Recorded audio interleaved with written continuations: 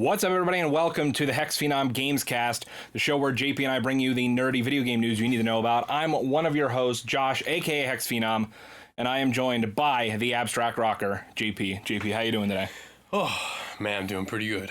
Got burned by Taco Bell, but I'm doing pretty good. It's definitely going. I'm just going to let you guys know we're kind of on borrowed time right now, and plus it's going to be a short episode anyways, because I'm going to let you know right off the top, it's a pretty slow... It's a pretty slow news week for games, I believe. But we'll talk a little bit about updates on the Apple versus Fortnite lawsuit, on the Activision versus the world lawsuit. If you, I don't know exactly. Activision's in like 1,000 lawsuits right now. Activision versus everybody. And arguably, and this is how slow of a news week it is, probably the biggest story is the Super Mario Brothers movie casting. Oh, yeah, I saw a glimpse of that the other day. I was like, wow, I thought it was fake at first, but it is real. There is a Mario movie coming next holiday season? 2022. I think they said December 22nd in North America, and they'll reveal other dates later on. But until we get to that, we're going to start off this episode, just like we have the last two, with JP. What have you been playing recently? Man, I've been playing a lot of COD. I think the season is, down to 14 days or something? I think it might be less than that. I don't something really like remember. that. So I'm in a race against time. I'm at like 132. I got to hit 200. It's definitely doable. Definitely not going to sleep on it. So I've been doing that. I've been playing some MLB and honestly been just kind of binging all that stuff while I was painting and just... getting back into the swing of things. You know, it's life's gotten a lot less hectic than it was. Yeah, it's definitely going. So I've been keeping tabs, ready for a lot of games that are coming out. In fact, there's not long until Far Cry 6. I'll be in Ohio at the new store at the time, but after that, I'll be playing on the 12th. How about you, sir? What have you been playing? Well, to jump off what you were saying, Far Cry 6, I think I mentioned on last week's episode that I've never played a Far Cry game before. My God. I think, I haven't decided yet, but I think I'm going to pre-order Far Cry 6 and then play it on stream. It's going to be a good choice. But in terms of what I've been playing, pretty much the same as last week. Been grinding away some more Destiny 2. I actually finally bought the expansions today, so I didn't get a chance to jump into them yet, but... hopefully that will open up the game's content pool a little bit more because, as I explained, I think the last 2 weeks I said I was playing Destiny 2. They lock almost everything behind the expansion. So there's like armor pieces that you can see there, but you can only buy them if you have the expansions and all this other stupid crap. But yeah, so I finally got the expansion. So hopefully that makes the game a little bit more interesting and a little bit more open. I think it definitely will. And been grinding away at some of the zombies challenges in Cold War when I have the chance. I think I'm about season level somewhere in the 170s, like 171, 172, I think. Yeah, I'm like, I'm just, I think I'm overthinking it. I know I'm definitely going to hit it. It's just, I'm sure they'll have another, like, whatever they do, whatever they call it, double, triple, double. Yeah, they're definitely going to have that. Right before the end of the season. I have 4 hours worth of double XP, so I think I'm going to... Oh, yeah, I have a decent chunk of double XP tokens as well. I think I'm going to cash that half and half, maybe between now and Sunday, but I have the next 2 days off, so yeah, we're going to be gaming.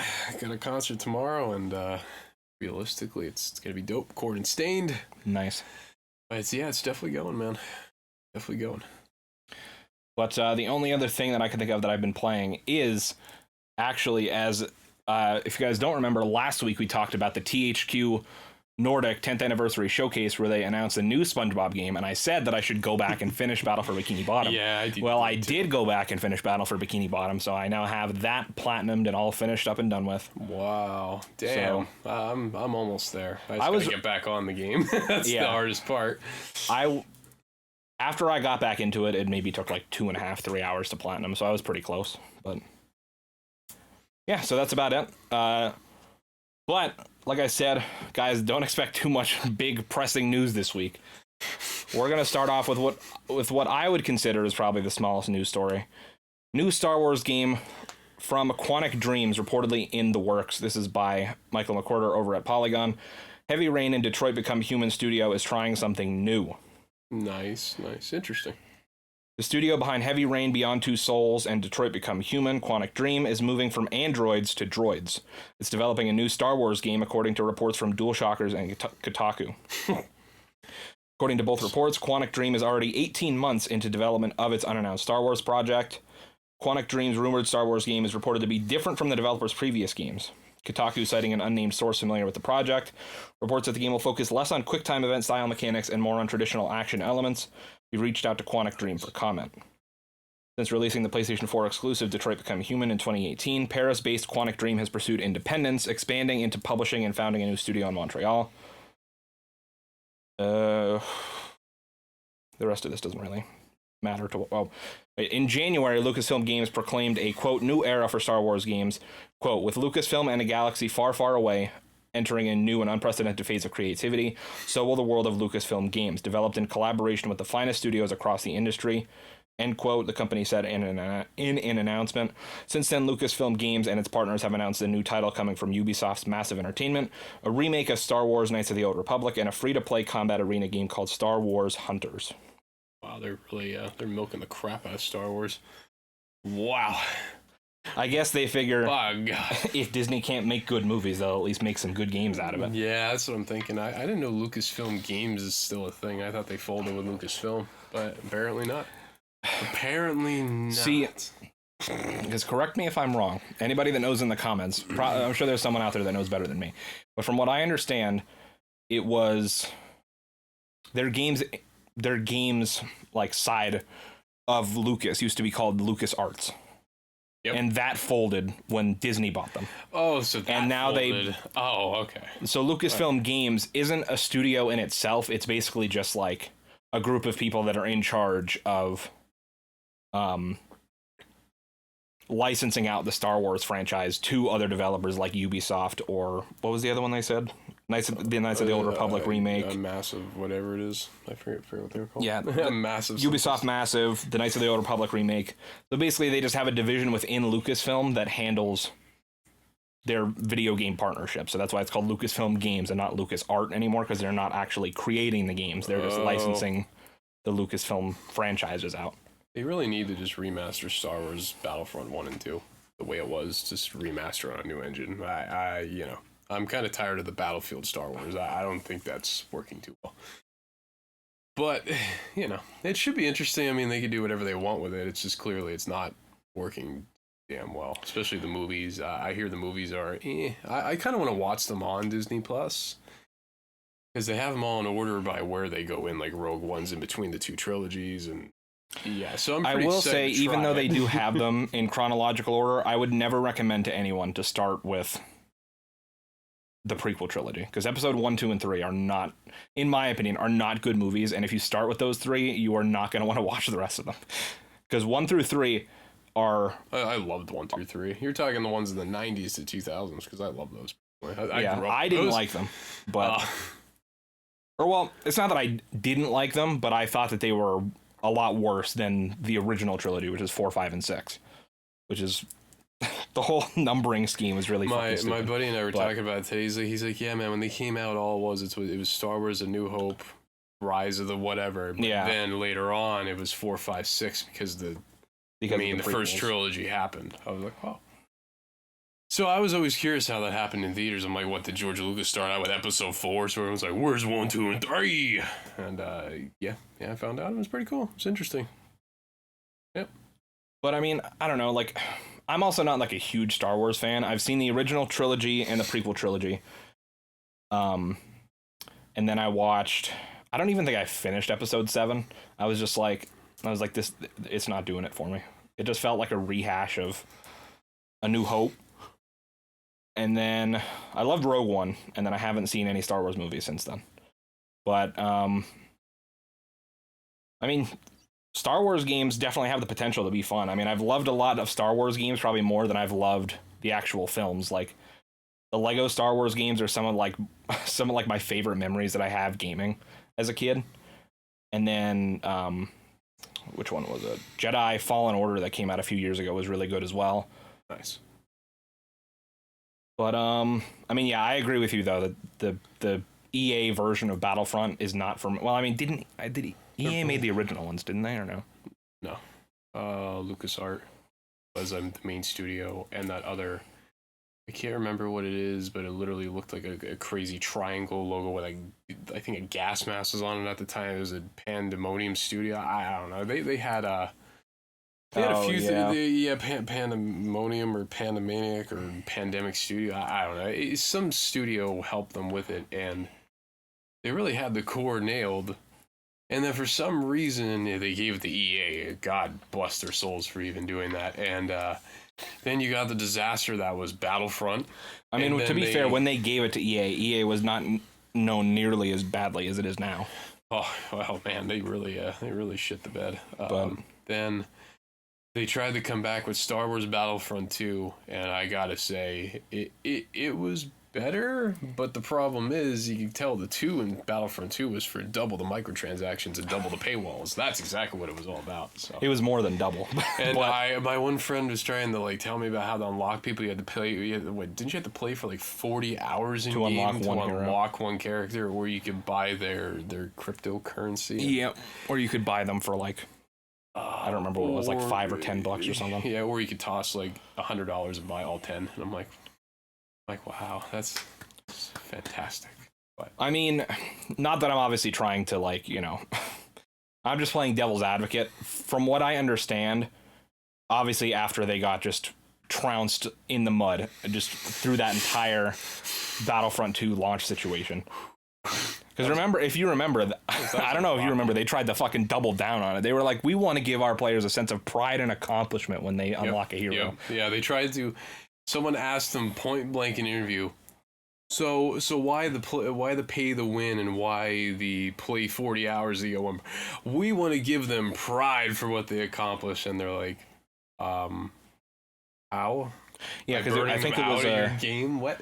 Yeah, I don't remember if it was a Reddit AMA or if it was just a random developer that they literally replied to a Reddit thread. But it would be I don't know if it still is, but I know it at the time it was the most downvoted Reddit comment in history. Yeah. And I was like, well, God bless that guy that opened his laptop. He was probably one of the heads of the studio. We gotta defend this game. We gotta tell him it's good. But I've heard. I mean, obviously, the part that you like, or the part you don't like about it, that it is basically just Battlefield with Star Wars. And it's that part doesn't change. That's crazy. But I've heard that it's in a much better place now than it was back then. They don't have any of the fucking microtransaction-y bullshit anymore. Yeah, they eventually just gave up, and they basically had their reputation already soiled, so they got trampled through the mud. We were like, So needless to say, I don't think you're going to be seeing Battlefront 3. But the interesting thing to me, when it comes to Quantic Dreams making a Star Wars game, I think it's going to be really good. It seemed like they said that they were going to take a new direction with this game and be less focused on not microtransactions, quick time events, and be more focused on action. But I hope it still retains the Quantic Dream. If you guys don't know, Quantic Dream games are typically Telltale games. So Detroit Become Human and stuff like that. Heavy Rain. It's all based on mostly on player choice, that your different conversations and the ripple effect, butterfly effect, I guess, to an extent. Yeah. And so there's so many different branching paths on the way that your story unfolds compared to everyone else. And I really like that aspect of both the Telltale games and the Quantic Dream games. So that in the Star Wars universe does sound like a really cool concept. And if these reports are to be believed, then this game is already pretty far along, 18 months. So I would expect to hear about it probably within the next year if these reports are true. So I feel like we'll probably hear about it around spring, and then probably into the summer you'll see the full reveal, and it'll come out in 23. Maybe. Pretty decent predictions. I'm not too sure when Star Wars regularly puts their games out. Yeah, that's the thing, is they don't really typically fall into a specific category thing. Because if it was going to be some type of exclusive, then it would show up at say Xbox or PlayStation or whatever. But I could see a tease of it at the Game Awards, maybe. I was going to say, you're probably definitely going to see something early on next year. And honestly, maybe like we said, we were not too sure where the release windows are for these games and stuff, but maybe fall. Honestly, I think summer would be a good point to drop Star Wars, because kids love Star Wars and they'll be out of school. Yeah. I mean, who knows with the pandemic what the hell is going to happen, but at least if you did summer, if it was ready to go, obviously don't throw it out the window, because that's what EA and DICE did, and look what happened to them. So, yeah, take your time, iron the creases out, make it something incredible, and give people hope, and do your thing. It's really it, you know. Take a chance and do your thing. I think they're going to grip the world by the balls. By the balls. By the balls. So yeah, I'm pretty interested to see what that Star Wars game ends up being. I'm sure we'll be talking about it on the show when it happens. And we'll be like, you remember that podcast? Yeah. You remember Wham Boy.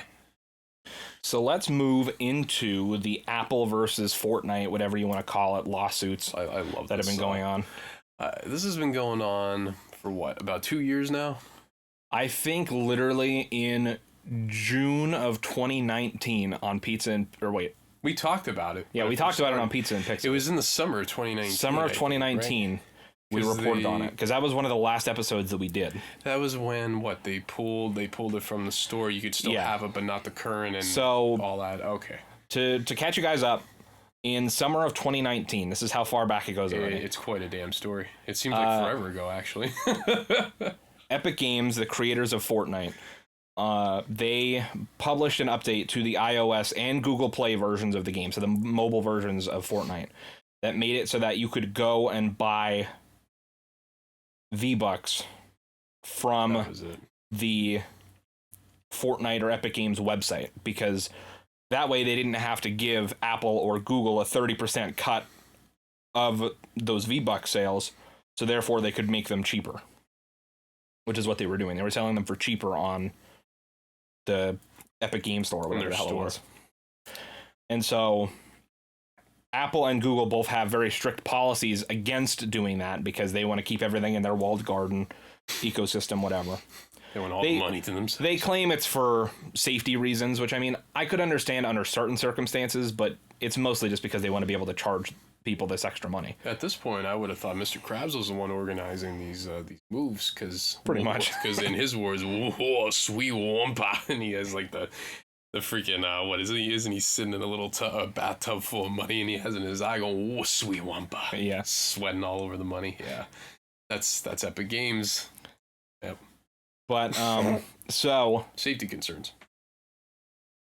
Epic did that, and then Apple and Google immediately took Fortnite off of their storefronts, and we're like, what the fuck are you doing? And that's exactly where this and begins. Then Epic was like, hey, we're gonna sue you because we think this is monopolistic or whatever. They think it's a monopoly, basically.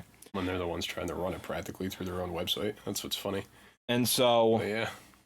Well, the point they're trying to make is that the 30% cut is supposed to be there. Is too much, and that it's too much, yeah.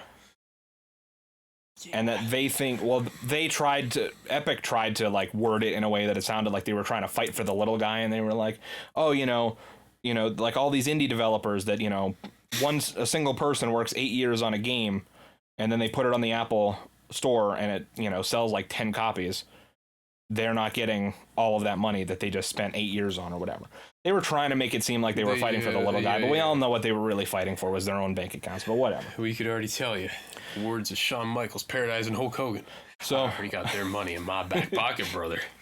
Yeah. So basically, for a while, the way it was, I mean, obviously Fortnite's been off the Apple and Google Play stores this entire time, but for a while the lawsuits weren't doing anything. They weren't moving forward or anything. I think mostly because of the pandemic when it hit.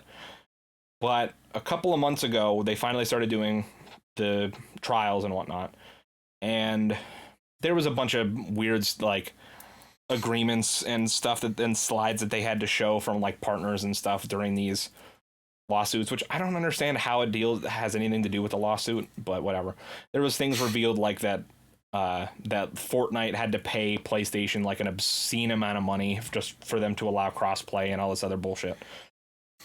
But yeah, so finally the court case ended, I think a couple days ago, maybe a week ago. We didn't report it here on the show,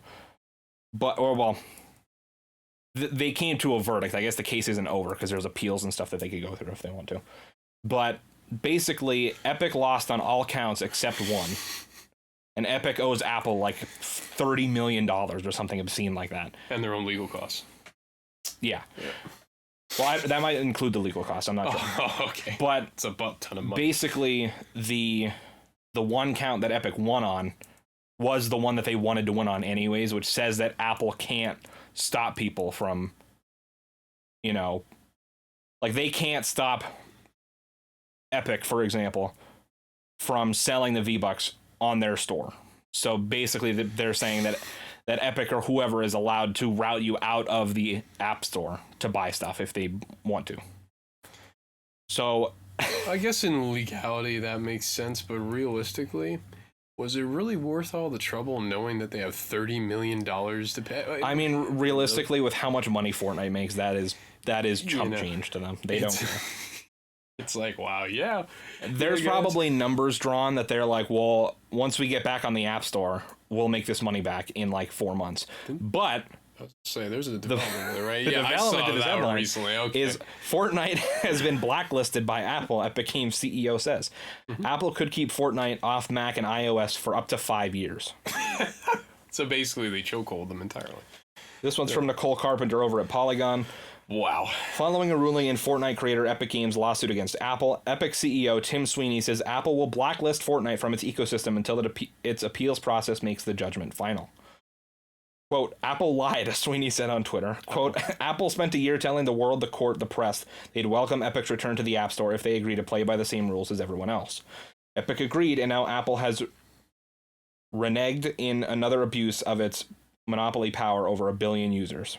I don't understand that. That sounds like they're trying to defend themselves as much as they could. Technically, it's not final. It's just been there. So Apple could literally drag this on for 5 years if they want. They could just keep going through appeal processes, Yeah. So basically, I don't know if there's really a winner here. I think Apple's just trying to flex themselves, and Epic Games is like, well, we want money. Well, also, Apple, for all intents and purposes, does not want this court case to, like, they don't want this ruling to stand. They don't want people to be able to go outside of the App Store to buy stuff. So on their end, it makes sense for them to want to appeal it and get that verdict changed if they can. So, I mean... Right. It's going to be one hell of a ride, boys and girls. Definitely. And I say boys and girls because what isn't a lot of their fan base kids? Majority of it? Majority of the Fortnite fan base is kids, yeah. Buckle up, boys and girls. It's going to be one hell of a ride. Though Epic Games has appealed the court's ruling in the Apple case, Sweeney promised the Epic Games would adhere to Apple's guidelines should the company get its developer account back. The account, which gives developers access to Apple tools, was suspended last year, which sparked the lawsuit. Sweeney tweeted Wednesday that Apple has declined the request to reinstate the developer program account. Quote, in light of this and other statements since the court's decision, coupled with Epic's duplicitous conduct in the past, Apple has exercised its discretion not to reinstate Epic's developer program at this time. End quote. Apple lawyer Mark A. Perry wrote in an email to Epic published by Sweeney. Quote, furthermore, Apple will not consider any further requests for reinstation until the district court's judgment becomes final and non-appealable. Yep. End quote.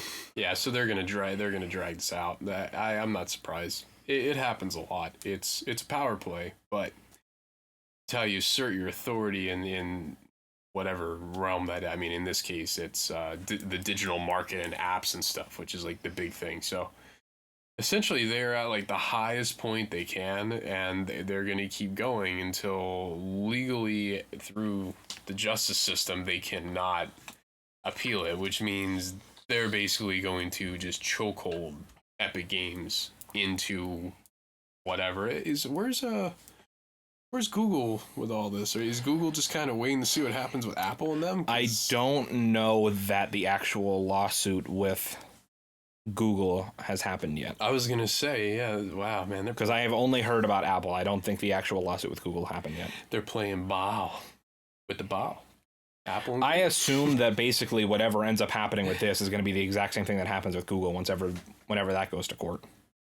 Yeah, it's interesting. It's like a lot of people don't really care about Fortnite outside of the people that are normally on it all the time, but it's interesting just to look into it for like the logistics of it, because it really is a serious case, because that could be anybody against anybody. It just happens to be Epic versus Apple and Google, the two mega superpowers. Yeah. So If Epic Games could somehow fully win this, wow. But if you could already tell, even by the outcome of the first part of the Apple case, they're feeling pretty good about selling V-Bucks on their store or whatever the crap is. Really, I feel like that all Epic needs to worry about is keeping the one win that they have in their win column and not having that change over from a different judge. Yep, because if they do, then they're $30 million out, plus they're not getting the extra money that they wanted anyways. This really is double fucked. This really is all or nothing. Pretty much. This is a war. Like, the funny thing to me is that I don't remember where the number came from. I guess it came up during the court case somewhere. But Epic only Fortnite, like their iOS transactions only makes up like 6% of their total V-Buck sales across all the different platforms. So I mean, I'm sure it's still a large amount of money that they're fighting for.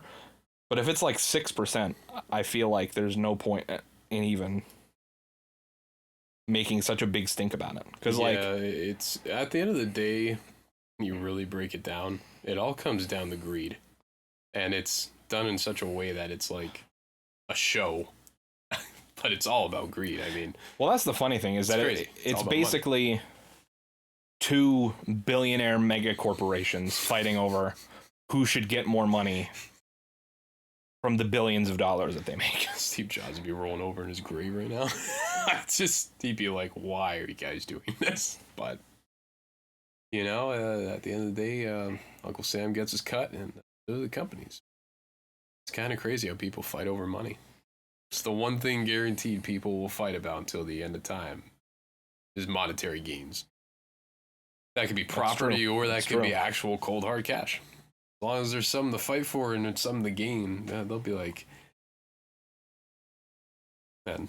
And they'll be like Mr. Krabs. True. Yep. So, is there any more to that, or that's where it's at? They're just blacklisted. Now they're waiting to appeal. Yeah. So basically, Fortnite won't be back on the store, or any of Epic's. Like Epic can't put anything on mobile until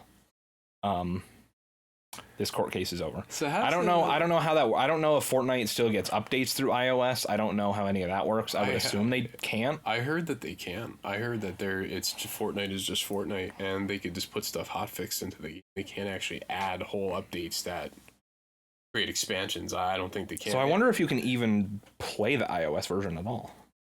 If I had to guess, they're probably just keeping it live at that recent update that they can, because I'm pretty sure if you have I would think that maybe now iOS players could probably only play with other iOS players because they're not on the current version of the game, so there'd be no way to cross-play with like console and PC. Yeah, I would love to get a kid's perspective. Can you imagine that? Hey Todd, come here. He doesn't play Fortnite. Oh, but good boy. Yeah, if anybody knows how that situation works, let us know in the comments, because I'd be interested. If anybody has a legal law background, please. I'm curious to see where this could possibly go, besides appealed into oblivion. Which is pretty much exactly where it's going to go. But by God. But the next story, Activision Blizzard hit with a federal investigation. Bobby Kotick subpoenaed. This one's from Polygon by Owen S. Good. Securities and Exchange Commission probing what the company did, what it told investors regarding, quote, frat boy sex harassment claims. This whole case blows my mind. I mean, it's not surprising to me one bit. It's just how it all hit the fan immediately. It's that it hit the fan immediately, and then they tried to play they tried to backpedal the crap out of it. Yeah, they tried to put out the fire so many times, but they just somehow made the fire so much worse. Kind of sounds like... Because they put out 3 different statements within the first 2 days that all of the company was we don't agree with any of the shit they're saying, this is all PR bullshit. Then they had that walkout or whatever, and then they we'll have everyone write a sorry letter. They promised that they would, do better on all the other bullshit that they, all the PR bullshit that they always say. And then a week later or a couple weeks later, it was people were there was another report that came out that they were shredding documents that had to do with the investigation that was going on. Yep. And then they put out another statement or whatever. And then I think there was some other thing in between that I missed, but now the actual federal government is involved, because before it was just the state of California, and now it's the federal government is involved. Government. Wow. So let's get into the story. Activision Blizzard now faces a federal investigation, the Wall Street Journal reported Monday, into how the company has handled employee allegations of workplace discrimination, sexual harassment, and sexual misconduct. The company's workplace environment has faced public scrutiny since California authorities filed suit to prosecute similar claims back in July. The U.S. Securities and Exchange Commission has subpoenaed Activision chief executive Bobby Kotick, as well as several other senior executives, the Journal reports. The newspaper quoted sources familiar with the investigation and said it had viewed documents related to the case. An Activision spokesperson acknowledged the SEC's investigation and told the Journal that regulators were examined, quote, the company's disclosure regarding employment matters and related issues, end quote. The Activision representative said the company is cooperating with the SEC. On July 20th, the California Department of Fair Employment and Housing brought a civil suit against Activision Blizzard, alleging the company tolerated gender-based discrimination, sexual harassment, and a, quote, frat boy workplace culture, primarily at its Blizzard Entertainment division based in Irvine, California. Blizzard is best known for its Overwatch, Diablo, and World of Warcraft franchises. Parent company Activision also publishes Call of Duty. California DFEH's suit followed a 2-year investigation, and the complaint named several top executives in alleging Activision Blizzard knew of and enabled the workplace misconduct. One of them, Blizzard Entertainment President J. Allen Brack, stepped down from his position 2 weeks later. The same day Brack quit, an Activision Blizzard shareholder filed a lawsuit against the company, alleging that negligent oversight and false statements to investors regarding employee complaints caused the company's share prices to lose substantial value. Similarly, the Securities and Exchange Commission's probe is examining both how Activision Blizzard handled harassment and discrimination issues and whether any of that information should have been shared earlier with investors and other parties, the Wall Street Journal reports. So money comes up again. But I mean, obviously there's a forefront, which is, sexual harassment, discriminating, all that stuff too. Yes, that's the more important part. But through the back door, it's like, well, the stock's fallen. It's like there's people at the door for money, but it's kind of crazy, this situation is kind of turned into the Ric Flair situation from Dark Side of the Ring. That was something, but except in this case, that was wrestling fraternity kind of play, and this is video game industry fraternity play, and they did a lot of fucked up shit. There's really nothing to really elaborate on past that.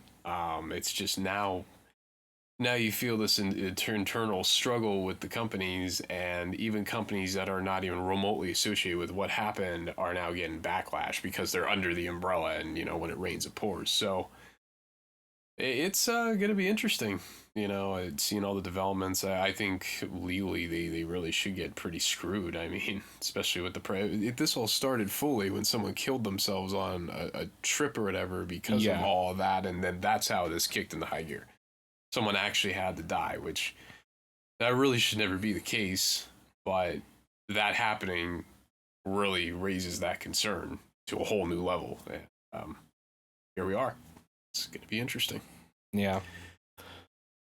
Obviously, it's horrible that somebody had to die just for this to start rolling. Yeah, to get the quote unquote to get the ball rolling with this lawsuit or whatever. That is crazy. Especially because they were I don't know. It baffles me that they were investigating for 2 years and they didn't find enough evidence to.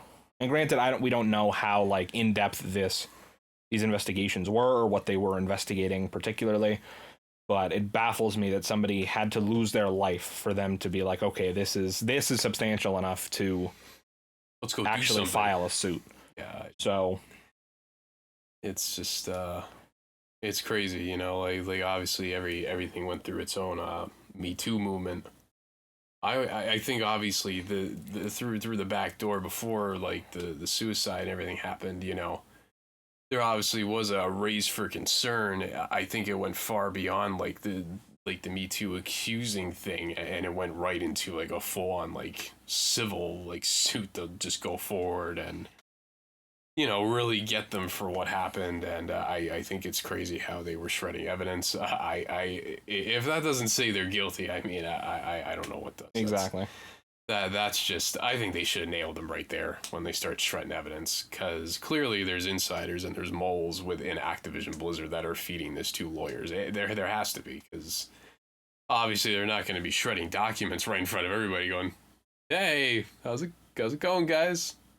Gonna make that game? But it's just crazy to know what happens behind closed doors of things that you love, cherish, have fun with. And like the Ric Flair thing, it's like, people would look at Ric Flair as Ric Flair, but then you see all of this misconduct and you're like, there has to be something done about this. And anybody that defends them clearly should just be thrown under the bus too, because you might as well just be involved in the case then if you're going to defend it, Yeah. But it's going to be interesting. And I mean, I don't know how long this is going to take to actually go to court, but I am definitely interested to see how the frickin' heads over at Activision are going to try to spin this. I don't know how the hell they're even going to do this. How could they imagine when they bring up you guys were shredding documents? How the hell are they? I don't know how the hell they can explain that. Yeah. It's gonna come off probably like when they hit the stand, or their lawyers or whoever's writing what. I'm sure it's gonna turn into well, you see, we did this because, and it's not going to be good enough. There's no excuse for why they did that. So, crazy. I'm sure they're going to try to get this into a courtroom like as soon as possible due to how out of control this is. But don't you worry, when it happens, we will definitely be reporting that, because that will be huge. I don't know exactly how it works, but I would... Personally, I think Bobby Kotick should go. And I don't know how the hell you exactly fire the CEO of a company. I don't know. I would assume, and I have no fucking clue, the way I would assume is that investors would come in and be like, hey, either like you leave or we're taking our money. Yeah, I think what's going to happen is that you're going to see that. And technically, a CEO of a company could be overthrown by everyone below. If it's the mass majority of people, they could overthrow the CEO process. But I'm willing to bet you're probably going to see a lot from the investors, because that's the money, and that's where they need the money to keep going. So, if they're going to come over and be like, listen, if you don't get rid of Bobby, it's just gonna pull out, man. You're gonna pull all of our money out, and they're gonna shit bricks when that happens. And then they're gonna say, all right, Bobby, get the fuck out. That's probably where they're gonna go. But I don't think Bobby's gonna be with the company much longer. I really don't. And like, I know it sounds shitty to just be like, oh, I hope this person loses their job, but it's like, they let it happen. Yeah, they let everything happen. If he had to have known about this, and there's no way that he didn't. Yeah, this is his world too. Like This is the company that he's been in charge of for like 25 years. Yeah. This guy definitely knew what was happening, because if you're a CEO of a company, trust me, you are always looking around, looking for what to do next. You always know what's going on behind the scenes. You know about everything from HR. You know about everything that is basically happening inside your world, because all of those components equal profits. And you're not going to fuck that up. So clearly, I think his motivation behind this was, well, we can't let this get out. We're making a lot of money. We got a lot of big games, so you guys have to damage control it. And then that's how a lot of people tried to keep it inside. And tragically, someone lost their life. And then the door just flew open. Everyone's probably like, we can't defend this anymore. And, so I think he should go. I really do. I think it'd be best for everybody. I think that would be the best thing to do in respect to the person who lost their life. And hopefully whoever is the CEO or the new CEO, which is probably someone on the board right now, they'll probably pick. But, they can move forward and be like, listen, this is inexcusable. This is unforgivable. We're sorry, we're going to fix this, we're going to do this, do that, we're going to get rid of all references to him and what he did, and we're just going to start off fresh. It's the best way they could probably do it. And this is just another thing happening in the games industry that I think could very well lead to people trying to get together and start unionizing these development studios and whatnot. You might even see that. So it's... Because for the last couple of years, it's been like, all this horrible crunch going on, and maybe not like the the years that they've been in COVID, because a lot of people are already working from home. But before that, when it was like around the release of Red Dead 2 and The Last of Us or The Last of Us 2 and stuff like that, it was yeah, there's these studios are working like 100-hour weeks for months leading up to the game's release just to get it ready in time. And it's like, well, people are sleeping at their desks, people are sleeping in the office, people are sleeping in their cars, and it's just like, what the fuck, man? It basically, kind of like everything, from the outside, it's like, oh, that's a game development company, but from the inside, you see how bad it really is, but they make it look good because that's good PR. And, I'm obviously not going to talk about the company I work for, but I think we could both agree the companies we work for, from the outside looking in, you're like, but from the inside looking out, you're probably like, wow. Yep, it's like, you guys really need to know what's happening, but I can't tell you without it being like completely unprofessional, and you kind of putting my job on the line. Yeah, you don't want to sit there and put your job on the line, but I think in every company there's stuff behind closed doors that they never want you as a consumer to see. Just like the Ric Flair thing, all of his fans, I'm sure he didn't want him to see what he was doing. And, you try to make it look good, but from the inside out, you would actually see it. Probably usually once you start working there or something, but yeah, it's rough, but that's how a lot of corporations and companies are. And that's inexcusable, but, they're driven by money. And that's exactly what's happening here, except for rights of people and, people sleeping in their cars and all this stuff. Like that's just crazy. But they need to do it to make quota and need to do it to make money, so they get paid. It's crazy, but they got into this cycle because they want to have a job and develop games, and I don't think they knew how far it was going to go until it hits the fan. And we are. It's crazy. Well, two things I want to say before we kind of cap this story off is one, granted, I'm not currently enrolled in college, but when I was studying computer science, and I wanted to use that degree to go and develop video games. Seeing the state that the industry is in right now, I have absolutely zero desire to go and make video games because I don't want to have to work 100 hours a week and not get compensated for all that overtime. Yep. I don't want to have to sleep in my car, be expected to sleep at my desk, be expected to work weekends and holidays and all this other crap for nothing. You also have to think about a lot of these people probably have wives, husbands, kids. Exactly. So they're basically gambling their life and their sanity to make you a video game. And while I respect that, it just sucks that they have to do like 100-hour weeks and, like he said, sleeping at a desk in the car.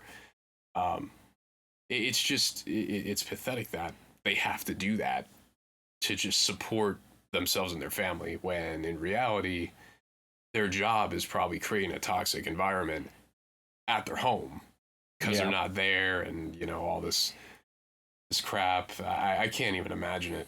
It's just and also, depending on the game, the grind doesn't stop when you hit release either. Yeah, you got to keep making for a patches, game like updates, content. For almost any game nowadays, no matter what it is, you do have to work on some type of patches, bug fixes, updates, what have you, possible DLC, depending on the game you're talking about. But especially if it's a multiplayer game, like say something like Call of Duty or even Fortnite. I guess Fortnite's not a great example because that released like 3 years ago. But Call of Duty releases every fall, but then they still have to grind continuously because they're pumping out new content every week, month, season, whatever. And it's just like, and then by the time they're done supporting that year-long cycle that they just went through after they released the game, they're pretty much back into a state where they need to start that whole grind of crunch over again because now they have 2 years to get the next game done and out the door, or maybe sometimes less. And it's just like, it's insane. It really makes you wonder if there's going to be games that get delayed. Because I could see a lot of employees being like, I don't feel comfortable working right now. Like, just do what's happening, and it's going to be just, really interesting to see what happens. But, the fact that a profession that they wanted to do is now destroying their lives, and in this case, someone ended their own life. There's really no words to describe how how low that must feel to be in that situation or in that company, or in this case, even under the umbrella. Yeah, especially because, I mean, I don't want to, speak for the person that's passed away, but like a lot of people, it's their dream to work, to make a video game, help make a game from their favorite franchise or whatever. And then to, make that dream a reality and then realize like, this is a shitty fucking company. And there's no way out. And there's no way out because this is my job and it might pay well, but it's also, pushing them to a point that they feel that they need to take their own life. And that is fucking horrible. And you're talking California, it's not cheap to live in California. And we're talking like Burbank, Los Angeles. Expensive ass neighborhoods. You're talking expensive studios, neighborhoods, apartments.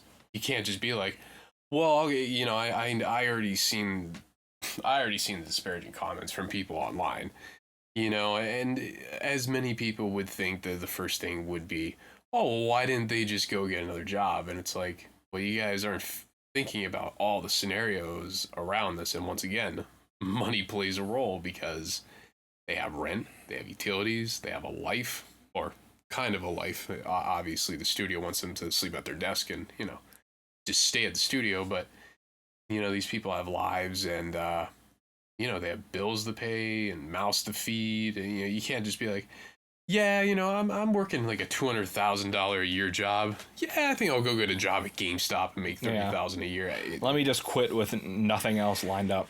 Yeah, so it's just crazy, and you see how hateful people are, but that just seems to be how people are anymore for the most part. It's sad, but yeah, it's a tragedy. So I guess we'll see where the case goes, and we'll definitely, I'm sure as there's updates, we'll talk about it. Definitely. Might be a little while depending on like how the state moves forward, but it's, they're being, the guy got subpoenaed and everything. Yeah, I'm assuming probably within a month you might hear something more about what's happening, just because he's basically the main target here, so it won't take them long to go after him legally. Yeah. And hopefully we don't hear any more stories of them shredding documents or what have you. And all this other bullshit trying to cover their ass. I can't wait to hear how they're going to explain that in court. It's going to be ridiculous, I'm sure, but it's that anticipation of, I wonder what they're going to say. It's crazy. All right. Well, the final news story for this week on the HexxedPhenom Gamescast is the biggest news story and probably the biggest meme of the week, and that is the cast of the new animated Super Mario Brothers movie that's coming out next holiday season. So, if you guys didn't know, yesterday, as of the time of recording this, so Thursday, there was a Nintendo Direct. Not really anything big happened outside of this. I mean, they announced a new Kirby game. They showed off Bayonetta 3, whatever. There's some good stuff in there if you're a Nintendo fan. But probably the biggest thing that they showed was the cast of the Super Mario Brothers animated movie that's being made by, I think it's called Imagination Studios. They're the people that behind Despicable Me and the Minions movies. Yeah, I believe so. Yep. And so let's just jump into the cast, shall we? I gotta say, some of these names for the characters will blow your goddamn mind. I saw the teaser with the coin box and all that. I'm like, oh, is this real? And then it turned out to be real. And I logged on Instagram and I follow Seth Rogen and Jack Black. And I was very shocked to see that they revealed their characters in this movie. And the fact that Jack Black and Seth Rogen are even in a Mario movie at all, regardless of the role that they play, is just baffling. But we'll get into it. I bet Seth Rogen is going to be so goddamn high when he's doing his lines. I cannot wait to see this. So this one is again by Polygon, by Nicole Carpenter. Nintendo feature-length animated Mario movie is coming December 21st, 2022 in the United States. Mario creator Shigeru Miyamoto announced during Thursday's Nintendo Direct. Timing elsewhere will be announced later. And the movie will star Chris Pratt, Anya Taylor-Joy, and Jack Black. The full voice cast feels almost surreal. It's just, oh my god. So going through the list, we have Mario is played by Chris Pratt from, of course, Guardians of the Galaxy, Jurassic World. I'm sure you know who Chris Pratt is. Anya Taylor-Joy will play Princess Peach, which, I mean, I've never seen her in anything. I know she's from Queen's Gambit and a couple of other things. She's the only like casting on this that I'm just like, oh, okay, sure. Luigi is played by Charlie Day from It's Always Sunny in Philadelphia. I'm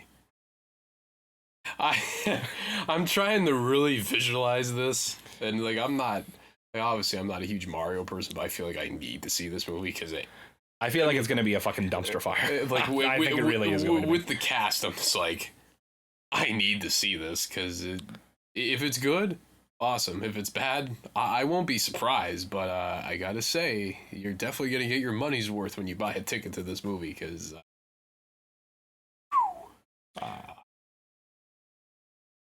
I don't even know what to say.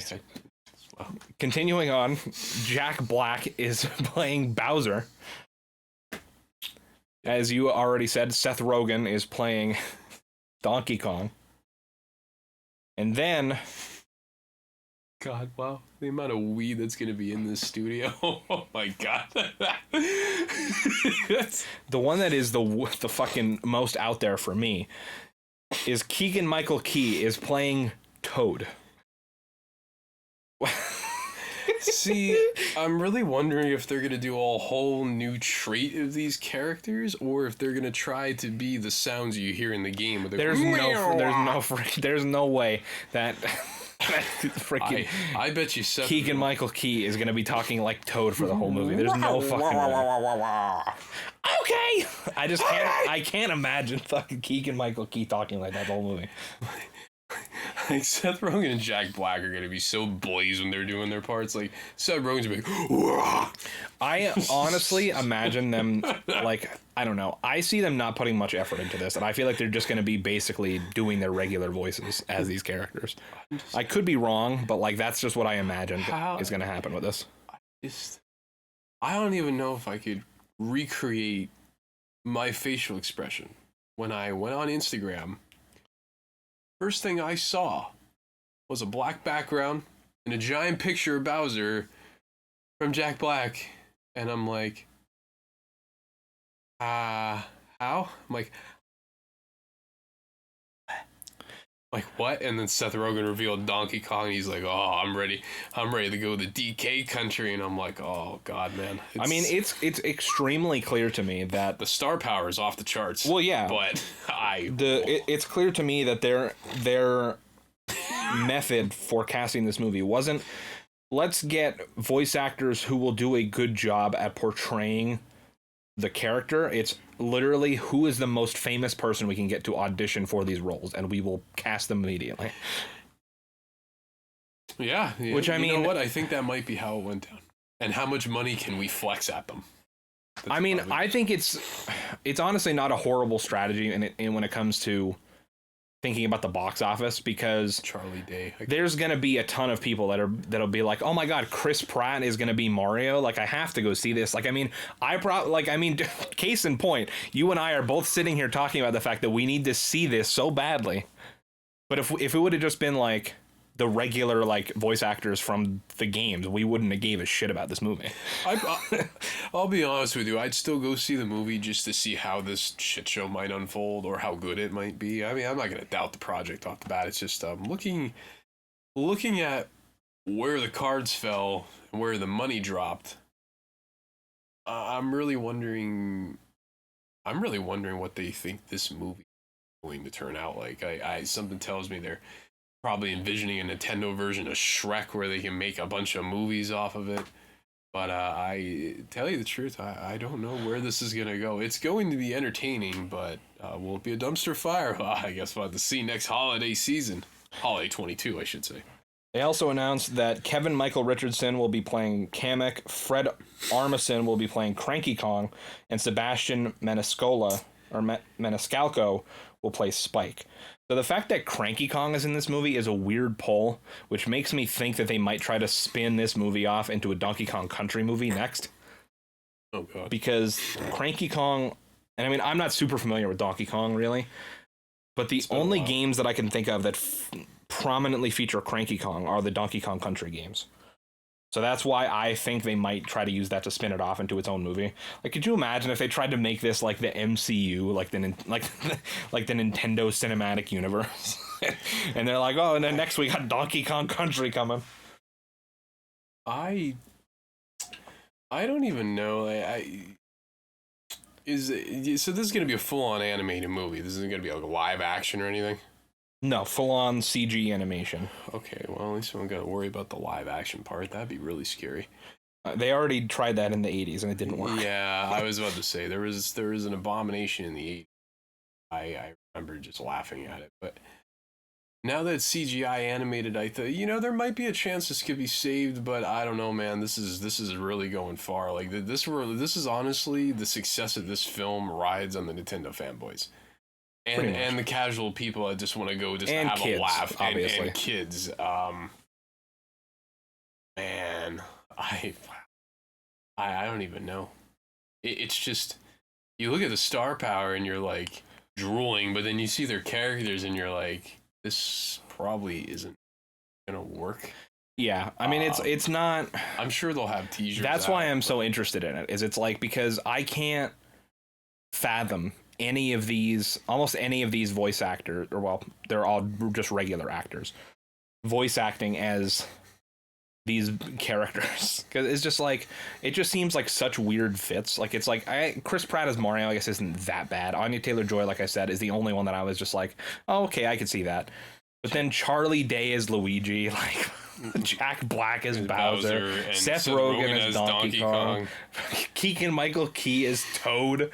It seems like the weirdest possible combination. And like, it sounds, when you talk about it, it sounds so fake. Like, it sounds like a horrible meme that somebody came up with. Yep. But it's real. I really thought it was all of the memes I saw afterwards it was like, oh my god, The Rock is gonna be Yoshi. And it's like, oh my god. Oh my god. Oh my. Vin Diesel is gonna play freaking Rosalina. Oh my god, Tobin Bell's gonna be Toad. Like, oh my god. Can you imagine that? Hi, my name is Toad, and I have a mushroom for you. It's like, whoa. It's like, I didn't know Jigsaw was in the Mario movie. But, see, the thing is, when I think of Jack, well, I mean, he's iconic. There's so many roles. I mean, Jack Black even filmed in Hazleton for The Polka King. They actually filmed that in there actually is a movie about our town of Hazleton. It's called The Polka King, and Jack Black's a star. They actually filmed in Hazleton, and I saw Jack Black. Obviously, couldn't go anywhere near him because the set and everything was locked in. But it's just kind of crazy to know someone that was in a movie about our hometown is now Bowser in the Mario movie. It's God, it's wow. It's mind-blowing for probably all the wrong reasons, but yeah, we'll see how it goes. The interesting thing to me is that the actual voice actor for Mario and Luigi, Charles Martinet, is going to be, they said he's going to be in the movie in an undisclosed role. They said he would be making a surprise cameo somewhere, which makes it sound like it's going to, I mean, I don't know, the way they described it makes it sound like he's going to be like the Stan Lee of the Nintendo Cinematic Universe. Well, he'll just randomly show up in the background. So if he's going to be in the movie, why wouldn't they just be like, wow, you guys are great in the games. Why don't you just play the character? And they're like, nope, I'm amazed. Oh my god, John Cena's going to be Bowser. Oh my god, John Cena is going to be Goomba. It's just like, okay, all right. Oh my god, you mean we get to see The Rock versus John Cena for like the 5th time in a movie? What? Oh god. What? God, Bowser with that AA out of nowhere. I almost want to, like, I don't know if that's the whole cast or if there's more people, but I almost want to see, I want to see more casting decisions from Nintendo, to be honest with you. The Miz is gonna be Dusty Bones. What? Oh my god. What? The Miz is gonna be Wario. Oh god. Needless to say, it's going to be quite a film. Now, Does it live in infamy or does it become renowned? One of the funny things I saw is that somebody said that if Key is playing Toad, then Jordan Peele should play Toadette. And I was like, yeah, that's perfect. That's definitely what they should do. Wow. Seth Rogen is Donkey Kong. I wonder if they're gonna have Diddy Kong, because if they have Cranky Kong and Donkey Kong, I see no reason for them to not have Diddy Kong, unless they're waiting for the possible Donkey Kong Country movie to introduce him.